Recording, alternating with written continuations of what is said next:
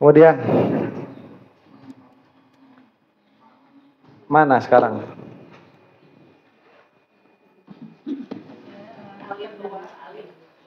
Oh iya. Qala al-Imam rahimahullah, telah berkata al-Imam rahimahullah. Sami'tu asy-Syaikh Abu Abdurrahman As-Sulami yaqulu sami'tu Muhammad bin Abdullah bin Syadan yaqulu sami'tu Yusuf ibn al-Husain yaqulu hadartu majlis Dhinnun yauman. Nah, ada seseorang yang pernah menyaksikan atau menghadiri majelisnya Dhinnun al-Misri. Aku menghadiri majelisnya Dhinnun pada suatu hari.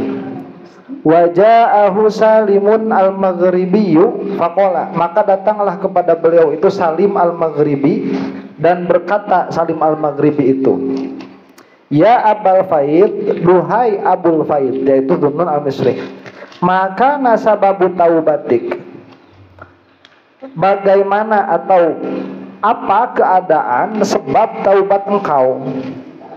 Jadi kalau bahasa kitanya, apa yang menjadikan kau taubat.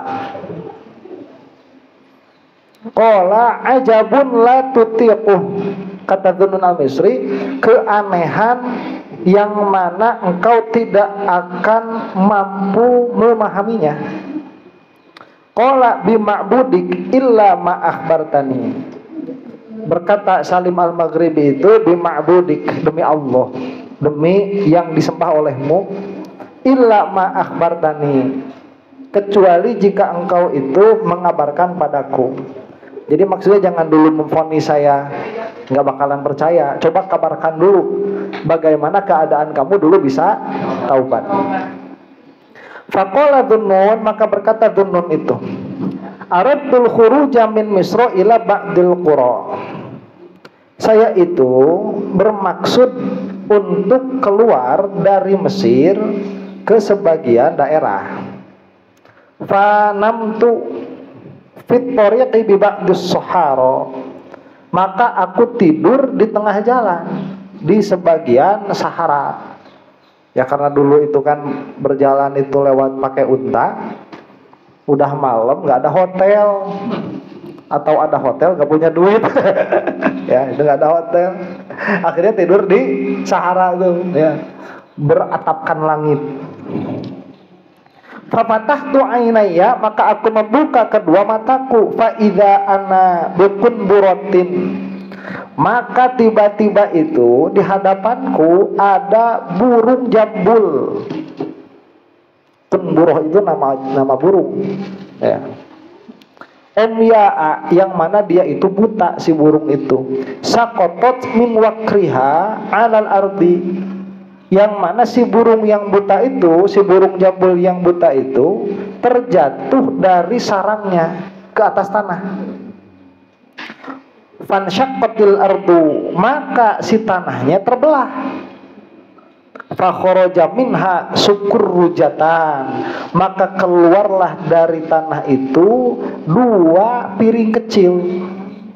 Kalau di Sunda disebutnya pisin. Kalau di Indonesia apa namanya? Pisin juga. Bukan micin ya. Ihdahuma dahabun wal ukhra fiddatun. Yang satu itu pisin dari emas, yang satu dari perak. Wa fi ihdahuma simsimun wa fil ukhra maun. Pada wadah yang satu ada biji wijen, pada wadah yang satu lagi ada air. Faja'alat ta'kulu min hada wa tashrabu min hada, maka si burung yang terjatuh itu makan dari situ, kemudian minum dari situ, kemudian makan dari situ, kemudian minum dari situ. Faqultu hasbi qad tubtu, maka aku berkata cukuplah untukku, qad tubtu, aku telah taubat. Walazimtul baba ila an qabilani, maka dari situlah aku senantiasa berada di depan pintu sampai Allah menerimaku. Nah ini kinayah ya. Paham gak kisahnya ini? Gak paham ya? Makanya dijelasin. Jadi ala kulli halin Dhinnun al-Misri itu tatkala sedang tidur, kemudian membuka matanya, kemudian melihat tadi yang disebutkan tuh, ada burung. Jadi mungkin Dhunnun al-Misri ini dia mau keluar dari Mesir untuk berdagang atau untuk berbisnis. Apa maksud dari kisah itu? Wa hadza yahtamilu amrayn. Nah gini dulu ya, ini sering saya ucapkan karena nanti orang-orang besar seperti ini suka ada kisah tobatnya, suka ada kisah pertobatan. Di antara ciri husnul khotimah itu husnul bidayah. Kalau kamu awal dari perjalananmu itu keanehan-keanehan seperti ini, insya Allah akhirnya bagus. Ya. Kalau ditanya kamu itu dulu bisa tobat gimana? Dia bilang, saya tuh perasaan gak punya dosa, jadi saya gak tobat dari apapun. Nah, itu Pak, gak tahu akhirnya kayak gimana. Cuman kalau sufi-sufi besar kayak gini, kayak kemarin Ibrahim bin Adham, itu kan kisah tobatnya gara-gara mendengar ada suara tuh, ya dari ya satu dari hewan, satu dari pelana kan, 2 kali tuh mendengar saudara. Apa ma khalaqta lihadza, tidaklah engkau itu diciptakan untuk ini. Ma khuliqta lihadza. Nah, kalau ini Dhunnun al-Misri itu dia tatkala sedang tidur di Sahara, di Sahara, melihat ada burung jatuh dari sarangnya. Tapi yang aneh, tanah terbelah. Kemudian keluarlah 2 piring, yang satu isinya, yang satu dari emas, yang satu dari perak. Yang satu itu dari isinya simsimah wijen, yang satu isinya air. Maka si burung yang jatuh yang buta itu makan dari situ, minum dari situ, makan dari situ, minum dari situ. Sehingga kenalah ahwalnya siapa? Dhunnun al-Misri itu. Ari saya ngapain atau ini ya? Cari-cari rezeki, cari-cari duit, cari-cari kerjaan. Ari si burung itu jatuh bisa makan. Masa saya nggak punya keyakinan sekuat itu? Udah mulai dari sekarang saya mau taubat begitu. Nah itulah falazima walazimtul baba ila an qabilani. Maka aku itu senantiasa ada pada di depan pintu. Maksudnya itu senantiasa mengetuk magfirahnya Allah, senantiasa mengetuk rahmatnya Allah, dalam pengertian senantiasa beribadah sehingga Allah menerimaku. Nah di sini ada 2 kemungkinan bagaimana kita cara memahami kisah ini. Ya. Ahaduhuma an takuna ru'ya ra'a fi halqan barah was sukur rujutain. Fanabbahu Allahu ta'ala ala anna hadhihi dabatal umyal ajizah yarzuquha ahsana rizqin yasuquhu ilaiha yadullu ala dzalika qauluhu fanumtu. Jadi kemungkinan pertama ini bukan kejadian asli tapi mimpi. Nah, jadi begini, kalau kita mendengar kisah-kisah aneh dari para wali, itu jangan langsung memvonis ini adalah khurafat, kejadian aneh. Karena bisa jadi ini adalah mimpi, meskipun Sohibul Kalam tidak menyebutkan ini mimpi, tapi dari Siyakul Kalam bisa diartikan ini adalah mimpi. Makanya tadi dia mengatakan, maka aku tidur. Nah, kalau tidur fanumtu, maka aku tidur. Itu mungkin yang dimaksud kejadian di sini mimpi. Maka dari dalam mimpi itu, nah orang bisa tobat karena mimpi ini. Ini beberapa kejadian ya. Syekh Hamzah Yusuf itu mu'alaf gara-gara apa? Gara-gara kecelakaan. Jadi kecelakaan mobil itu hampir mati. Nah sebelum dalam keadaan hampir mati itu, beliau masuk ke satu alam yang belum pernah beliau kunjungi sebelumnya. Dan kejadian itu sangat membekas di dalam hatinya karena terasa. Kalau kita mah kalau terasa sama orangnya terasa begitu, terasa. Jadi dia bilang kayak gini, oh bisa jadi berarti setelah mati ada kehidupan, dan itu terasa, dan saya merasakannya. Maka dia cari-cari agama sampai masuk Islam. Terus saya Yusuf tuh itu dari bukan dari mimpi tapi dari kecelakaan. Ada orang ini yang tobat gara-gara mimpi ada, karena dia mimpi apa gitu ya, mimpi kawin sama Mulan Jamilah, akhirnya memutuskan daripada aing bae hajuk jurigan mending kawin deui, ya mungkin ada yang kayak gitu. Ini tatkala melihat itu jadi datang kesadaran apa? Burung yang lemah saja seperti itu, yang buta, yang dia jatuh dari sarangnya, masih dikasih rezeki sama Allah dengan rezeki yang terbaik. Dikasih simsimah, biji wijen, wadahnya pun dari emas. Coba itu kurang gimana? Dikasih air, wadahnya dari perak. Wa yahtamilu ayyakuna nama wastayqadha fara'aha bi'ainaihi. Tapi ada kemungkinan kedua. Kemungkinan kedua apa? Memang terjadi secara nyata seperti ini. Ini kejadian aneh yang tersaksikan. Kita nggak tahu kejadian aneh yang kejadian di Gunung Cikuray, dan kita nggak di sana. Mungkin di Gunung Cikuray ada yang kayak gini nih kejadian nih. Cuman kita tidak menyaksikan. Nah, pada saat itu kebetulan Dhunnun al-Misri menyaksikan kejadian aneh itu bukan di dalam mimpi, tetapi secara nyata. Wa yakunu kharqa adatin, jadilah ini khariqun lil ada, keanehan, karomah atau maunah. Fa'atallahu bihadhil qanbarah liyuqawwiya yaqinahu biha ala hadzal wajhi. Maka Allah Subhanahu wa taala mengutus si burung jambul tadi kepada Dhunnun al-Misri supaya mendatangkan keyakinan di dalam hatinya Dhunnun al-Misri. Inilah yang kita maksud bahwa semua perkara itu Allah mesti memiliki adat, cara untuk menyampaikannya. Jadi kan sebetulnya Allah itu bisa saja langsung memberikan keyakinan kepada Dhunnun al-Misri atas keterjaminan rezeki. Bisa, cuman Allah tidak melaksanakan itu. Tetapi yang Allah laksanakan, Allah mengutus burung itu untuk secara tidak langsung memberikan keyakinan mendalam kepada Dhunnun al-Misri. Dulu itu pernah ada kisah yang seperti ini yang terkenal, kisahnya Qabil sama Habil. Kan waktu Habil dibunuh sama Qabil, kan Qabil gimana nih mau memperlakukan mayat, ya kan lihat burung. Allah kan ngasih utusannya apa? Burung gagak. Burung gagak ini saling bertengkar gitu ya, kayaknya memerebutkan rana oge. Saling bertengkar, saling patuk, sampai yang satunya mati. Setelah mati, tanah digali tuh, terus disimpan si bangkainya di situ. Nah, akhirnya Qabil itu menggali tanah, kemudian si Habil dikuburkan, begitu. Jadi kan kesimpulannya beda ya.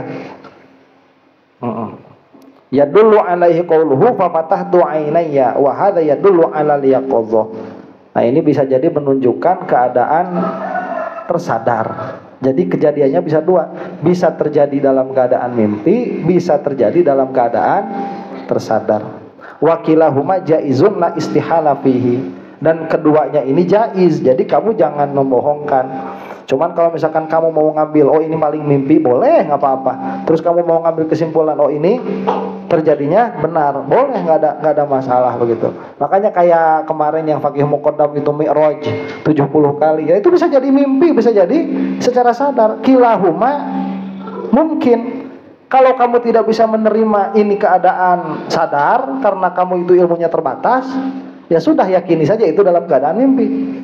Ya, begitu. Kalau kamu bisa memahami itu terjadi dalam keadaan sadar, ya sudah, pahami dalam keadaan sadar. Jangan melemparkan fitnahan-fitnahan yang kamu tidak mengetahui. Kemudian, nah, lihatnya nih, ada bahasan nih. Ja'a fi jawabatil Imam Abdul Aziz Al-Mahdawi mas'alatun dhunnun wa taubatuhu lamma ra'al qanbarah al-umya wa insyiqaqal ardi laha wa kharaja minha sukurrujatan ta'kulu min wahidatin wa tashrabu min al-ukhra fataba. Faqala radhiyallahu anhu i'lam. Jadi ada syekh namanya itu Imam Abdul Aziz Al-Mahdawi. Beliau ditanya tentang kisah ini.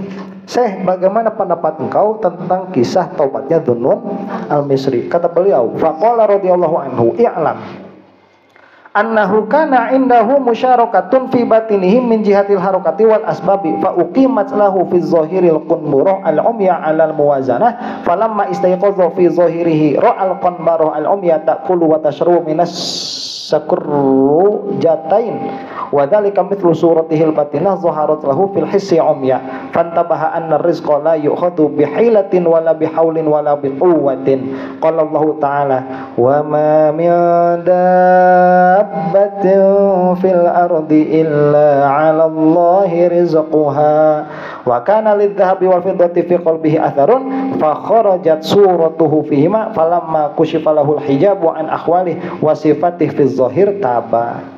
Jadi sebetulnya ketahuilah olehmu bahwa yang dilihat oleh yang dilihat oleh Dhunnun al-Misri saat itu bukan hanya bentuk burung dan emas dan perak, tapi yang terlihat oleh beliau itu adalah makna di sebalik itu. Makanya beliau itu tatkala melihat burung yang buta jatuh dari pohon, kemudian terbelahlah tanah dan muncul darinya dua wadah, itu beliau seperti melihat dirinya sendiri. Makanya ada bekas ke dalam hatinya. Ya, kalau misalkan orang-orang yang tajam penglihatannya, saya tidak mengatakan beliau tidak tajam ya, cuman sebetulnya perkara-perkara yang seperti itu ada di kehidupan kita sehari-hari sebetulnya. Cuman kita suka nggak ngelihat itu. Kalau misalkan kita ngelihat cicak ya, cicak di dinding, diam-diam merayap. Datang seekor anak lalu ditangkap.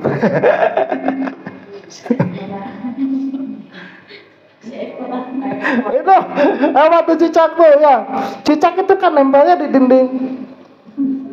Makanannya apa? Makanannya serangga yang terbang tuh. Serangga.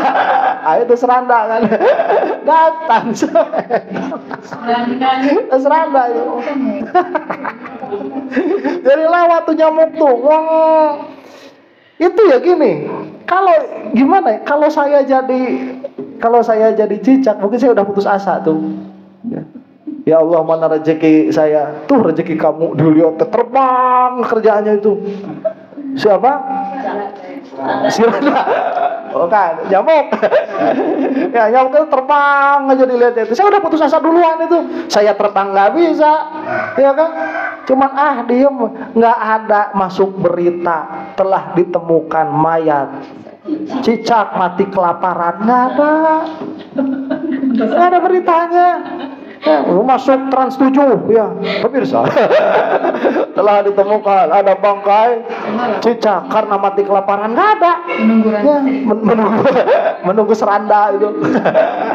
Makanya diem aja si cicak pada situ. Kita kalau kita lihat, oh itu kan saya begitu. Ya. Dalam keadaan serba terbatas, kita nggak bisa ngapa-ngapain. Kemudian rezeki itu kita juga nggak tahu datangnya gimana. Udah saya diam aja dulu lah, nungguin. Wang, ceplok begitu. Ya, oh itu sebetulnya bisa juga. Ya. Cuma jangan sampai salah tafsir sampai kita itu rezeki tidak dicari, ya jangan juga. Itu kan nanti ada di dalam fikih. Ini makan yang ahwal datang kepada orang tersebut. Jadi dalam keadaan biasanya orang ini mengkhawatirkan rezekinya. Ternyata rezeki ini tidak perlu dikhawatirkan begitu. Itu kesimpulannya di situ. Bukan berarti saya udah nggak usah kerja, langsung telepon bosnya. Bos, apa? Saya resign. Itu. Kamu kan udah dipecat dari minggu kemarin. Kalau udah dipecat kok masih resign. Nah, kemudian wa amma qawlu sa'il bi ma'budika illa ma akhbartani ma sababu taubatik arada ay ya'rifa dzalik li'anna kulla salikin min bidayatihi tu'rafu nihayatuhu.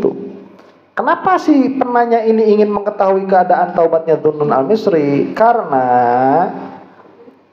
seorang salik nanti akhirnya bisa dilihat tadi permulaannya. Makanya kalau permulaannya aneh seperti ini, nanti akhirnya pun aneh. Ya, aneh itu dalam pengertian husnul khotimah. Wa ala qadril qiyami yakunul julus li annal masyayikh radhiyallahu anhum qalu man kanat bidayatuhu azuda wa tawakkul lam ta'rif lahu lam tu'raf lahu nihayatun li annal awama innama bidayatuhum at-taqallul fil halal wal wara' wa tarkus syahawat fa kanat nihayatuhum at-tawakkul wat tauhid li anna akhirat tawakkul awwalut tauhid fa ghayatuhum nafyu atharil khalqi anil qalbi wa qat'il wasaiti wal akhdhu min yadillahi subhanah. Nih bedanya ya. Kalau orang awam, tatkala pertama kali mereka taubatnya itu dari apa? Taubatnya itu dari keterlaluan di dalam mencintai dunia. Ya, jadi dunia jadi udah keterlaluan nih, banyak godaan nih. Ya, dia sudah merasakan terlalu banyak merasakan dunia. Dia sudah merasakan lelah mengikuti keinginan hatinya. Jadi senantiasa tatkala dia ingin makan, dia makan, tatkala dia ingin sesuatu dia belanja, terus seperti itu sampai merasakan bosan. Nah, kebosanan itu biasanya menjadi awal dari perjalanan taubatnya orang awam. Nanti kalau dia sudah lama seperti itu, ngaji ke sini salah, ngaji ke sana salah, ngaji ke sana salah, akhirnya dikasih tauhid. Biasanya mah waktu kenal tauhid nggak lama kemudian mati, begitu tuh orang awam mah. Kalau dikasih taubat itu, jadi asal taubatnya dari hawa nafsu, akhirnya nanti dikasihnya tauhid. Itu orang jadi matinya di tauhid. Kalau orang-orang yang seperti beliau ini awal taubatnya justru dikasih tauhid. Jadi permulaan taubatnya itu tauhid. Kesananya baru kewaroan, kesolehan, kezuhudan. Jadi mati dalam keadaan zuhud. Maka betapa jauh. Yang pertama matu waronya juga tanpa tauhid. Ya, puasa sunnah, sholat sunnah, umroh, haji, tanpa tahu yang disembah siapa. Ada nilainya nggak tuh? Nggak ada nilainya. Ya, no. Tapi kalau dia istiqomah seperti itu sama Allah Subhanahu Wa Taala, suka dikasih nihaya yang bagus, tauhid. Cuman orang-orang seperti ini biasanya bidayahnya apa? Tauhid. Wa'lam anna kulla insanin yuladu 'alal fatrah fa abawahu yuhawwidani au yunassirani fal fatratu baqiyatun ala syuhudiha laisa bainaha wa bainallahi hijabun wa innama amiyatil basairu min jihatil adati wal inhimaki fi syahawati wad dhahabu wal fiddatu innama huma sudah.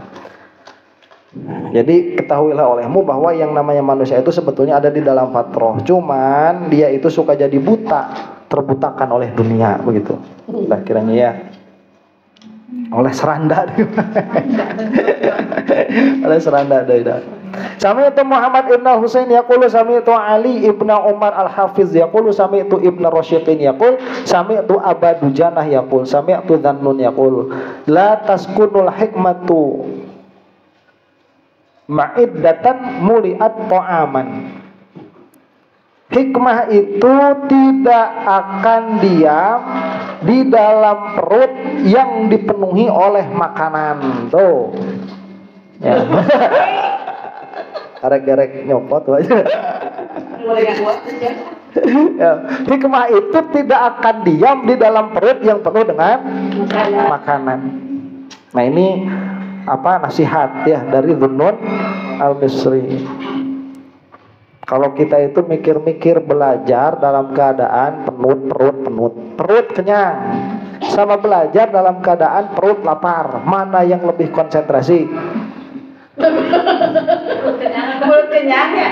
Kita makan gitu ya. Benar, memang yang saya rasakan pun demikian. Kira-kiranya itu kalau perut kenyang itu lebih fokus, tenaga ada begitu. Tapi kalau kata Dhunnun, coba kamu itu kalau belajar itu jangan dalam keadaan perut kenyang. Kalau kamu dalam keadaan belajar itu datang lapar, biar belajar dalam keadaan lapar. Itu hikmah akan lebih masuk daripada kamu dalam keadaan kenyang. Wa hadza yahdamul amrayn ahaduhuma anna man tawala alaihi syab'u yadullu ala quwwati syahwatihi wa kathrati nahmatihi fil akli wa mahabbatihi litana'umi. Nah, Ada dua kemungkinan. Kenapa yang namanya orang tatkala perutnya itu penuh, hikmah tidak akan diam di dalam dirinya. Nih, orang yang terus-terusan dalam keadaan kenyang itu menunjukkan kepada kekuatan syahwatnya. Maksud menunjukkan kepada kekuatan syahwatnya itu apa? Dia itu tidak bisa menahan hawa nafsunya. Ya. Menahan hawa nafsu itu ya sulit. Jadi baru aja tadi makan, datang lapar, udah makan lagi, datang lapar, makan lagi. Berarti dia tidak bisa mengendalikan syahwatnya sendiri. Ya, tidak bisa mengendalikan syahwatnya sendiri. Nah, wakathratin nahmatihi, dan banyaknya keinginan makannya. Jika begitu berarti kecintaannya kepada makanan itu hebat. Kalau kecintaan kepada makanan hebat, gimana kita mau belajar begitu? Karena al-kalamu huwa lafzul murakabu al-mufidu bil wad'i teng teng teng cuan ke man. Baru ayah gitu. Nah, ya, selesai makan dulu. Ya, benar, akhirnya itu banyak. Saya itu sampai beberapa kali itu ya, ini pengalaman saya belajar itu. Saya itu beberapa kali belajar, itu baru aja duduk nih. Udah mau ngerokok, kadang ngalinting heula. Baru duduk nih, padahal kan niatnya mau belajar, kalah ngalinting. Udah itu ngerokok kan, baru baca. Baru selesai satu paragraf, pengen pop mie. Gincir, ya makan pop mie. Ya pop mie. Banyak iklan, bener. Akhirnya belajarnya nggak konsentrasi, nggak selesai belajarnya itu. Ya. Jadi ini kan makanan udah di depan nih. Baru aja ilmu mau masuk, inget bala-bala hanut kene. Ambil kan lebar ya. Ya daripada keburu dingin, ambil makan. Aduh gimana mau masuk hikmah itu? Pada akhirnya. Nah, jadi ini nanti menunjukkan kepada orang itu susah mengendalikan syahwatnya. Wal hikmatu isobatu sawabi fil qawli wal fi'li wal batini wal zahiri wa aina man huwa masghulun bi syahawati wat tafarrugha li hadhil khairat. Sedangkan hikmah itu apa? Hikmah itu ketersesuaian di antara perbuatan dan perkataan, dan ketersesuaian di antara batin dan zahir. Maka bagaimana bisa orang yang tersibukkan dengan syahwatnya itu mengosongkan dirinya untuk mendapati kebaikan-kebaikan seperti ini? Gimana bisa? Kalau kita itu, diri kita terlalu sibuk dipenuhi dengan syahwat, akhirnya ilmunya tidak bisa diam. Tenamper cek orang Sunda mah gitu. Walidzalika qila idza quyatil fitnatu kharisatil hikmatu. Maka dikatakanlah apabila kenyang itu sudah masuk, maka hikmah menjadi bisu tuh. Ya, ilmu jadi udah kosong. Jadi masuknya makanan. Wah, iya. Yang masuknya makanan. Ya, jadi kalau ditanya habis ngaji, ya ditanya di luar. Ya, bebenangan naon maneh? Dapat apa aja tadi? Bala-bala 3. Ya, ilmu teh. Cuan ge samangkok. Cuan itu bebenangan teh. Bebenangan nu pasti. Nah, makanya saya tuh heran cenah, saya curhat mau mimiti gara-gara ngaji ke Ustaz Angga, berat badan kok bertambah. Aduh dah si Batin gitu. Gak bisa pernah ngaji abi bebe cenah. Nah, itu ya. Aduh dah beda. Kalau di rumah ya makan teh asa teu enak. Di majelis ada apa? Ada majelis banyak baru merhatikan Ustaz. Hawa sana susah. Ada hawa. Iya kan? Ini ini majelis. Heeh. Pak Budi kan. Sudah di bojo. Lain we. Heeh. Hikmah. Ya lah tuh ada orang wadah. Cuman ini ya perkataan Dzunun al-Bisri begini ya. Kalau misalkan perut itu penuh, hikmah tidak akan bisa diam. Ilmu teu namper. Begitu. Nah, antuk aja yang ada itu. Wal wajhu tsani anna dzalika fi waqtil ibtila. Ibu ta'am fa yakunu syaghluhu bima huwa fihi yudad bil fikrata fil hikmati fi waqtihi hada. Atau yang kedua kemungkinannya itu maksudnya hikmah itu tidak akan bisa diam kalau dalam keadaan perut kita penuh. Ya, karena kalau ya tadi kalau perut penuh itu gimana mau belajar, yang ada ngantuk. Bener, saya mah kalau misalkan lagi belajar ya, terus lapar nih. Ya, terus makan lah, bikin apa lah, bikin topi gitu atau makan. Habis makan kan belajar lagi. Itu paling kuat 15 menit. Kalau bulan noy lah. Ya. Alah suka luhur. Udah aja. Udah kan. Coba kalau misalkan lapar itu agak ditahan aja. Lapar tahan aja. Nanti hilang sendiri laparnya. Ya, gitu. Pikiran makin tajam. Cuman pipi langsung kerempot. Gitu. Langsung nanti namanya jadi kempot. Kalau agur 3 namanya nanti jadi kempot tuh. Langsung tirus, langsung itu kerempong. Bang sering itu. Apalagi dibarengin sama sepedahan mah udah kerempong. Saya lihat video yang 6 bulan lalu, ya Allah pegang kieu ya karunya budak saha ya. Ya.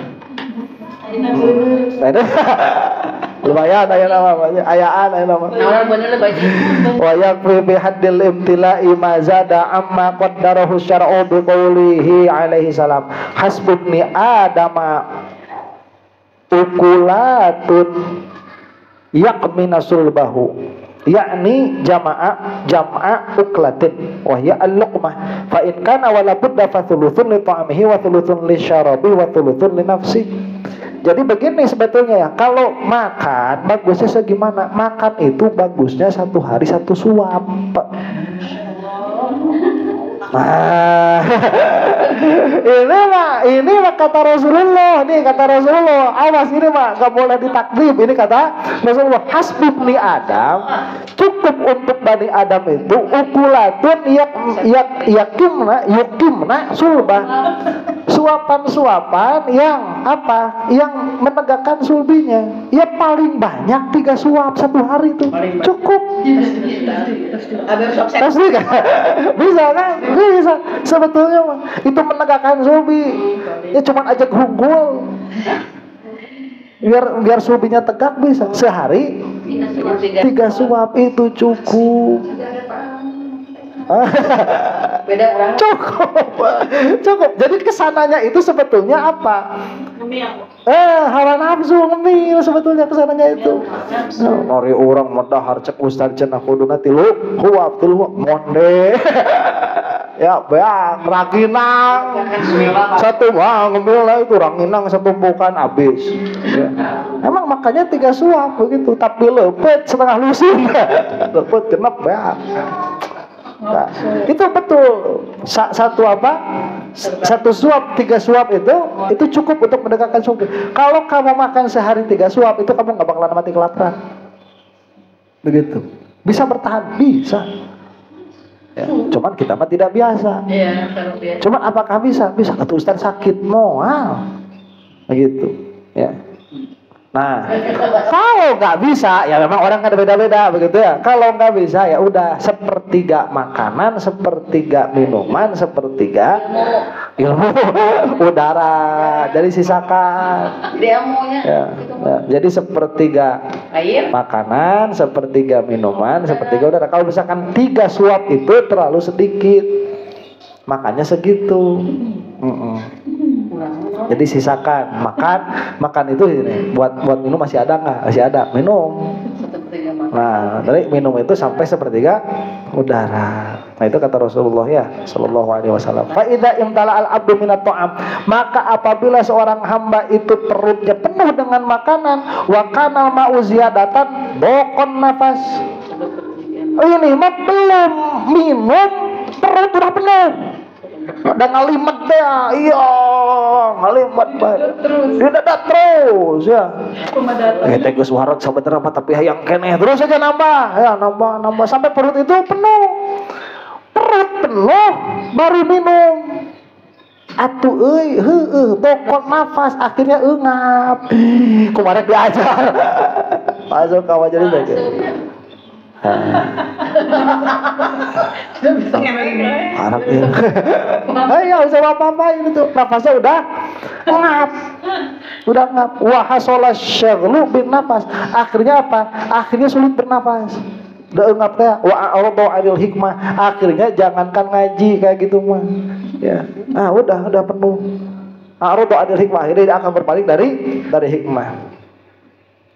Nah, begini nih ya. Aftaku ma fi syahwati ta'am. Di antara perkara yang paling berbahaya, yang berhasil, yang ada pada syahwat makan itu apa? Ar-rukunu ilaihi wa talabuhu li ghairi hajatin. Si hati jadi seneng wisata kuliner, itu yang paling bahaya. Jadi wisata kuliner itu perkara yang paling dihindari oleh sufi. Ya. Kalau kata sufi mah orang yang paling tolol itu yang seneng wisata kuliner. Itu kata sufi. Ya kita ya kalau saya itu ya jujur aja ya, kalau misalkan di satu daerah itu yang paling dicari makanannya emang makanan yang paling dicari itu ya. Itu kalau ke Pangandaran itu yang paling saya ingat itu bakso Mang Jabring di depan hotel apa itu lupa saya namanya. Itu dia Mang sabaraha tahun di dia jalan tos 25 tahun orang Solo. Laut Biru ya, iya Laut Biru kalau nggak salah itu bakso enak, masya Allah suka itu enak. Dilihat tampilannya tuh biasa, pas dan nabut enak, tambah bikin ketilu kali. Ke Pangandaran dulu langsung dia, iya kata itu langsung ke bakso. Nah yang diinget teh udah laut sama ke bangke, bakso ya langsung inget. Itu teh kalau kata Sufyan. Makanya saya begini, kalau saya bilang orang lain tolol itu berarti saya udah siap dibilang tolol begitu. Ya nggak apa-apa, kamu aja yang tolol emang iya. Ada udah bagaimana lagi ya tuh. Ya, kalau datang kemana? Kalau jadi ingat tuh kalau satu daerah itu, ya ini daerah makanannya. Kalau kata Sufia itu adalah yang paling tolol. Kenapa? Ngabisin waktu. Wah, kamu awasin biaya. Mau makan pagi-pagi inget mau ke Ponyo, belenyo lah ke Ponyo. Ya, cuman makan doang. Habis makan ya balik lagi. Gitu. Apalagi kalau naik sepeda, lapar lagi kan. Kita naik sepeda, mulai ya lapar lagi atau pengen makan lagi, balik lagi. Terusnya bolak-balik. Ya. Wa talabuhu li ghairi hajatin, dan mencari makanan tanpa kebutuhan. Jadi belum butuh sama makan udah makan lagi. Nah itu perkara yang paling bahaya dari makanan. Kalau belum butuh makan jangan makan. Belum butuh kok buat apa? Wa qad abda'an nasu min alwani ta'am, dan manusia itu sudah menciptakan macam-macam makanan. Ya udah macam-macam. Dulu cimol ada nggak zaman orang tuh? Nggak ada zaman kita cimol. Aci teh paling dijadiin apa? Cireng palingnya. Terus kalau yang basah cilok. Ada sih yang suka di sini dibikin teh apa yang pakai bawang itu? Ciwang. Ciwang. Tadi udah ada teman. Paling itu aja. Aci bawang, aci dicolok, aci digoreng. Masya Allah, ayo mama. Seblak, jadi si aci teh dijadikan kerupuk. Geus dijadikan kerupuk, digoreng. Geus digoreng, dipasirkeun deui. Ya. Cik urang. Itu aci beberapa kali di proses. Ada telur gulung, ya. Telur, digulung-gulung, cik urang mah nya. Langsung plok. Sudah ada beres, ada mah langsung plok di dia. Itu manusia udah bikin makanannya udah aneh-aneh, udah macam-macam. Di sana di Banjarwangi itu ada apa? Sampo, apa namanya itu? Oh, sampo. Singkong tuh, singkong dalamnya dikasih gula merah gitu ya. Kita mah nggak kepikiran tuh. Orang Amerika itu sampai bingung kalau lihat combro. Ini oncom gimana masuknya? Ya. Ini teknologi macam apa? Udah bingung. Ya. Orang Amerika mah dulu nggak bisa. Bikin kue teh tengahnya bolong. Ya. Main ke Indonesia ada combro, akhirnya bikin donat isi isi apa? Isi sele gitu. Dulunya mau bolong-bolong ke tengahnya tuh. Mikir lah, orang ulin ke Amerika jadi Ali Agrem tuh. Wah, ada beda. Wah, orang sekarang udah macam-macam ya, apalagi kalau main kayak apa ke tempat-tempat mewah itu, wah makanan tuh udah aneh-aneh. Ada makanan steak ya. Cuma steak tinggal makan aja ya. Ini mah dikasih apa dulu? Dikasih balon dulu. Nanti kasih balon. Oh, apa dikasih balon terus dikasih asap kan? Kasih asap. Oh, udah gitu disiapin, udah disiapin dicolok. Wah, udah cuma gitu doang. Ya manusia. Jadi udah apa ya? Waktu itu habis di dalam hal yang sia-sia. Nah, minal musyahiyati fi awwalihi, dari apa? Supaya menarik mata dulu di awalnya, plating dulu. Ya. Kalau dulu saus teh cerot tuh ya, sekarang mah kasih kuas dulu kan, dari situ tebal memanjang sampai tipis. Ya, nanti ini di X begitu, lalu dikasih, dikasih kalau kayak kill begitu ya, wah udah macam-macam. Jadi apa? Memberikan gairah. Waddu sumati fi wasatih, dan di pertengahannya menjadikan gemuk. Dalam pengertian apa ya tuh, makanannya isinya tuh goreng-goreng dikasih lemak ya, dan temen tuh diminyakan mah teu enak katanya, makanan tuh digajihan mah teu enak. Wal hawadim fi akhirih, akhirnya harus minum obat pencahar tuh, akhirnya ke dokter. Apa gara-garanya? Ya ini kebanyakan makan. Jadi biaya buat ongkos ke restorannya, biaya buat makannya, biaya buat ke dokternya gara-gara makan itu. Mayamlaul umroh itu terlalu memenuhi umur, akhirnya umurnya habis di situ. Walihada qarrara fuqahau anna madana tasyab'i mubahatun wa syab'un makruhun wa ta'amu ba'dahu walau luqmatan haramun idla dororo wala diroro. Makanya kalau melihat hukum fikih mah begini ya, mendekati kenyang itu hukumnya mubah. Mendekati kenyang hukumnya mubah. Kita makan nih hampir kenyang mubah tuh, sampai kenyang makruh. Kalau udah kenyang masih makan meskipun satu suap haram ya. Alah, suara euy, napa teu dibeakeun? Wareg cenah. Tuh teu naon makan. Ada datang si Romnya cendol, katanya udah kenyang. Nah, udah kenyang masih datang cendol. Tapi saya juga udah heran kenapa kok kayak gitu ya. Saya juga heran tuh. Jadi kalau misalkan makan itu, kalau udah nggak kuat, itu udah kan nggak dimakan lagi ya. Kalau udah nggak kuat, saya itu sering ngisain makanan karena memang udah nggak kuat. Makan gitu, udah nggak kuat. Dia aja gini, ya. Datang pan kue, saya diserta Ustaz, mohon. Katanya kan ya abis itu itu kalau kan mau makan yang ini. Nggak tahu, saya juga heran juga tuh. Kalau kata fuqaha itu kalau udah kayak gitu ya haram. Mana nggak boleh tuh. Jadi kalau misalkan mau makan dessert, ya makannya sedikit, sisakan begitu. Tapi Ustaz masih enak, itu tuh tidak. Itu jangan dimakan. Begitu ini maka udah. Nanti yang setelah kenyang apa haram. Nah ini udah makan bakso banyak gitu sampai kenyang mah. Habis kenyang dengan minum sirup ya. Habis minum sirup, aduh wareg muka kewaci. Benar sudah wareg. Kenyang sampai makan kewaci, masya Allah. Idla dororo wala diroro, ya karena jangan sampai membuat madoro, cari-cari madoro itu nggak boleh. Nah itu ya. Ada pertanyaan nggak sampai sini? Ada satu lagi lah, kita selesaikan saja. Jam 2 kurang 10 ini.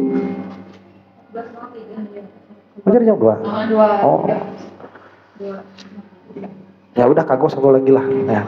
Wasu'ila dhunnun ani taubati, dan dhunnun ditanya mengenai taubat. Faqala taubatul awami minad dzunub wa taubatul khawasi minal ghaflah. Ditanya dhunnun tentang taubat. Taubat itu apa? Nah, taubat itu tergantung makom. Kalau orang awam, taubatnya itu dari dosa. Kalau orang khusus, taubatnya dari ghaflah. Gitu. Ya. Jadi nanti ditanya tuh. Nih, langsung aja ke sarah ya. Wa dzalika anna haqiqata taubati hiya ar-ruju'u ilallah. Demikian itu karena apa? Karena taubat, hakikat taubat itu kembali kepada Allah. Nah, itu hakikat taubat. Fa in kanat andan bin kanat wajibatan. Apabila dari dosa, maka taubatnya itu wajib. Wa hiya awwalud darajati, dan itu adalah derajat pertama di dalam taubat. Walihada ja'alaha taubatal awami, karena itulah Dzunun al-Misri menjadikan taubat dari dosa ini sebagai taubatnya orang awam. Wa in kanat an naqsin, apabila dia taubat dari kekurangan, imam makruhin au tarki mandubin. Semisal apa? Taubat dari mengerjakan perkara yang makruh, atau taubat dari meninggalkan perkara yang sunnah. Au istigholi bimafdulin an afdol, atau sibuk dengan perkara yang mafdul daripada yang afdol. Au bighaflatin an yaqazatin wa dzikrin, atau taubat dari ghaflah, dari sadar. Fahadhihi kulluha taubatun mandubun ilaiha, maka ini mah taubat yang mandub. Wahya taubatul khawas, dan itu adalah taubatnya orang khusus. Nih, begini, kita punya dosa nggak?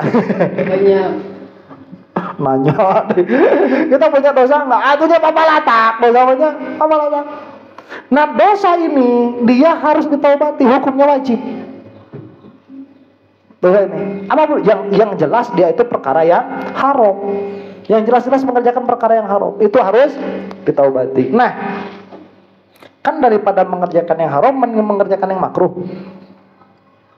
Iya kan? Ya tuh. Ya, daripada kita itu mengerjakan pekerjaan yang haram, kalau misalkan nggak kuat gitu ya, pengen mengerjakan pekerjaan yang haram, mending kita bawa rebana terus pukul-pukul rebana di depan rumah tetangga. Karena itu hukumnya makruh. Nah, perkara-perkara yang mau ditinggalkan itu hukumnya haram. Nah, nanti kalau yang haram-haram ini sudah ditinggalkan, apakah kita akan taubat dari perkara yang makruh atau tidak? Nah, yang suka ngerokok tuh, itu udah makruh tuh. Berhenti nggak? Mau berhenti nggak ngerokoknya? Apakah wajib berhenti dari merokok? Nggak wajib, karena hukumnya pun makruh. Cuman kalau orang ini sudah taubat dari merokok, nah, itu berarti sudah taubatnya khawas.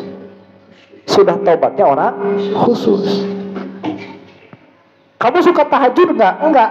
Apakah tidak suka tahajud itu harus ditaubati? Harus sebetulnya, tapi nggak wajib. Ya. Saya mau mulai sekarang mau tobat mau tobat apa? Mau tobat ngebangkong tuh. Ya, mau tobat ngebangkong. Saya mau bangun mau apa? Mau nonton Madrid. Tolong ya. Saya mau bangun malam buat tahajud. Itu taubat tuh nanti. Jadi tatkala dia tidak tahajud, dia seperti melakukan dosa. Taubat dari tidak sholat duha, atau taubat dari mengerjakan yang mafdul daripada yang afdol. Nah, apa yang afdol daripada yang afdol? Nih, malam-malam mana yang afdol? Tahajud apa ngaji? Taklim itu afdol. Lah kita kerjanya itu tahajud aja. Taklim enggak? Taubati itu harus. Tidak wajib taklim. Bukan yang wajib, bukan wajib, karena yang afdol. Karena sholat ini mafdul. Yang ditaubatin taklimnya. Sholatnya yang ditaubati itu. Jadi dia kan biasanya sholat tuh nggak ngaji-ngaji tuh. Ayo lihat, saya taubat dari sholat saya. Coba batur mah taubat dari sholat. Atau rek naon? Rek lawan Madrid tolol ya, bukan itu. Atau mau ngapain kalau nggak sholat? Mau ngaji, mau taklim. Karena taklim ini afdol daripada sholat sunnah. Orang ini mah taubatnya taubat apa? Taubat khawas. Nanti yang paling ujung taubat dari ghaflah. Suka ngelamun aja. Saya biasanya kalau ngaji itu nggak ingat sama Allah. Ada kayak gitu orang itu ngaji jurumiyah itu nggak ingat sama Allah karena yang dihadapinya jurumiyah. Sama Allahnya nggak ingat. Itu nanti taubat lagi, taubat dari ghaflah. Wa min kamali taubatihim ruju'uhum ila Allah taala an sukunihim li taubatihim wa ru'yatuhumul fadla lahu fi sairi a'malihim. Dan termasuk taubat itu taubat dari berbuat taubat. Taubat dari berbuat taubat. Apa taubat dari berbuat taubat itu? Karena kamu masih melihat taubat itu adalah perbuatanmu, bukan pemberian dari Allah. Nah, kalau misalkan kamu melihat taubat ini sebagai perbuatanmu, maka kamu harus taubat lagi. Taubat dari apa? Dari taubatmu itu. Begitu. Allahu a'lam bishawab. Ada pertanyaan? Itu taubat-taubat yang tadi untuk orang-orang khusus apa semua? Yang mana? Yang taubat dari Itu taubatul khawas. Jadi kalau kita sudah sampai taubat yang itu, berarti taubatnya itu sudah taubatul khawas. Kalau dari dosa yang haram itu, nah itu taubatnya orang awam. Ada lagi pertanyaan? Soal aja dulu ya. Allahu a'lam bishawab.